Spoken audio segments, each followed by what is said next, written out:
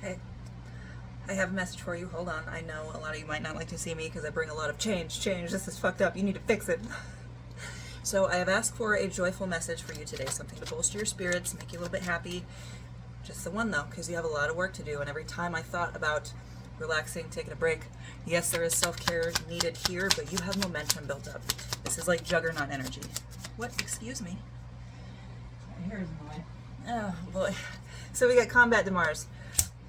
This is a very masculine card. This is a card of, like, you can see the phallus, you can see the balls right there. This is a very masculine card, but this is a card of knowing when to defend, when to attack, and movement. So let's see what joyous message the Combat of Mars is bringing you.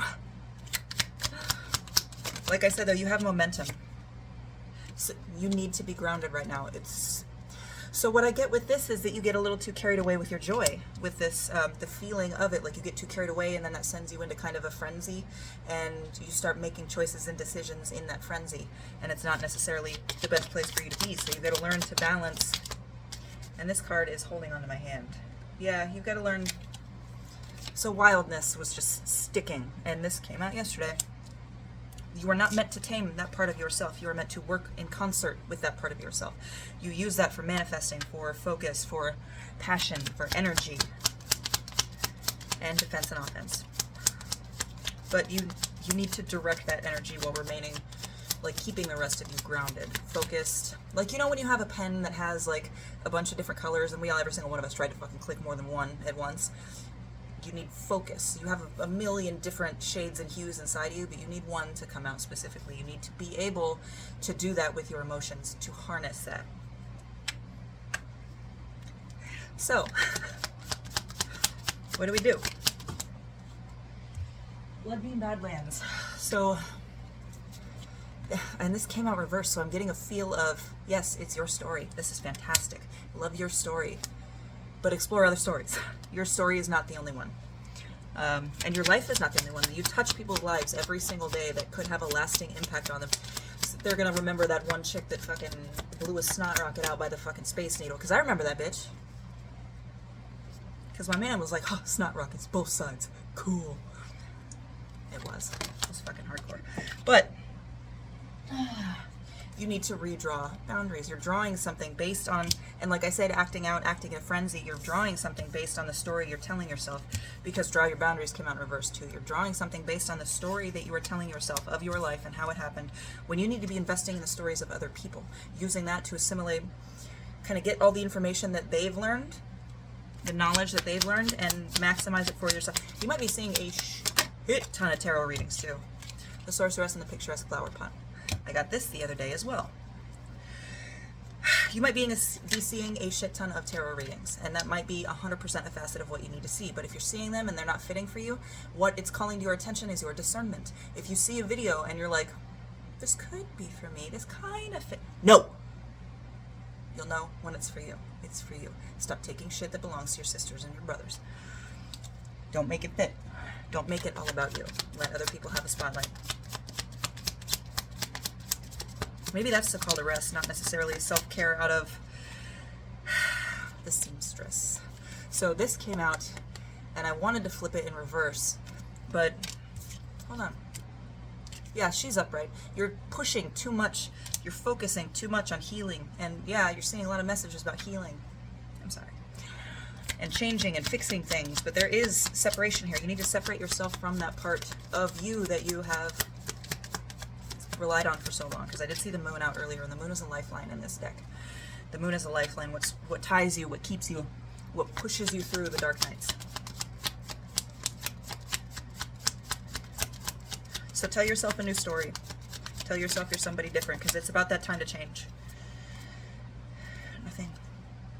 Nothing flipped over. It's about that time to change. You've got something, and I'm doing all of this right before I have to go take care of some errands, so it feels like you're kind of in that waiting period where you're hearing like, oh, self-care, you got a lot of shit coming in for you. Self-care, you got a lot of shit coming in for you. You do. But when you hold it at bay because you're not doing the things you're supposed to be doing, not actually handling the self-care, you tie yourself. This is how these cards fell out. You tie yourself to this echo of what was, okay? And it turns things askew. It makes your promises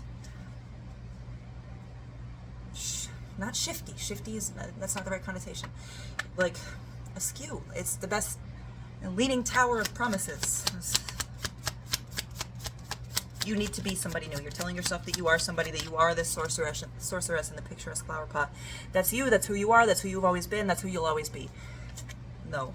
You are being called to rest, assimilate what you have learned so far, and then put that with everything else you've learned and embrace the next new adventure. And 100% be open to it changing you. Change is not bad. Be open to it changing how you see things, how you feel, how you think. And we just got Spire, the City Must Fall, so this is 100%. I keep getting this one too.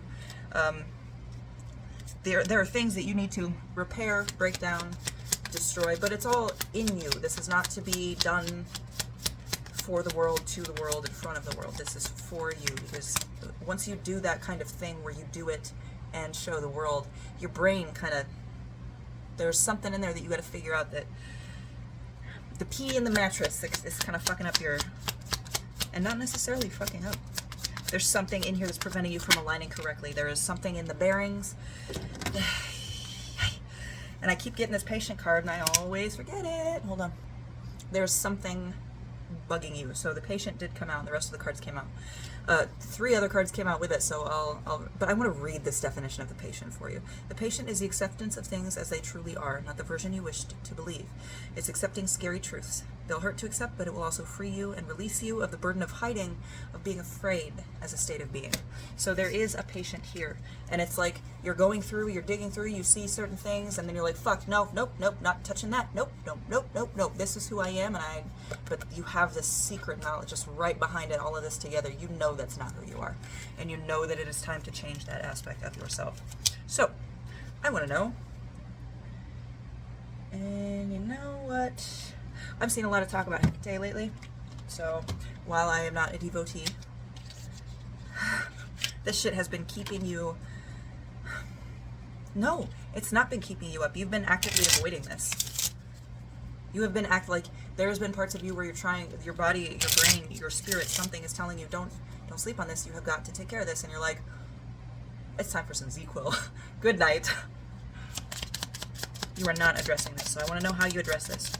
What you have to do, and I've got the Practical Magic Oracle. We're gonna see if anything comes out.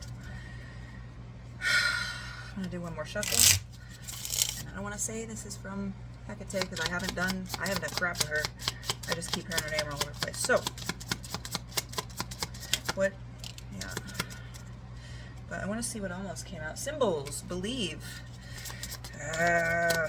You were fucking lying to yourself. It's my.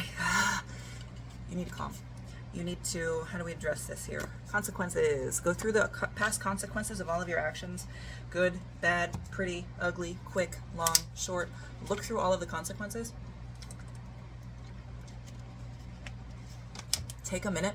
And I don't ever drink when I'm doing these, really. So I think you really 100% need to, like with this patient, assimilate this information. Take it to heart.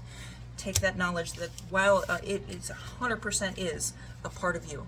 You made those choices, you did those things, you lived in that mentality. Once you can accept that, you can comfortably set it on the back burner. Once you realize that that's what you used to get you through something, that was a part of you that needed a facet of you that needed to come out to reflect the world back to itself and keep you safe. Once you realize that, you can put that away and start looking for another facet to add to your collection, to add to the wonderful gem that is you, that is who you are, okay? Communication. So with this communication card coming out, I think you're really going to have to talk some stuff out, and not necessarily to yourself. Not necessarily with other people. If you need to just sit there and babble and record yourself and then go through, not necessarily with a fine-tooth comb, but go through and be like, why the fuck did I say that? Like 2 or 3 days later even can help. And it might help you pinpoint some sort of actions and behaviors that you've got that can definitively be left behind, not necessarily something you need to do anymore when you analyze whether you're ready to move on past any fear that you may be harboring, okay? So I'm going to split the deck. Visualization. You have to see it to believe it, fake it till you make it. You got this, okay? I hope this helped. Love you.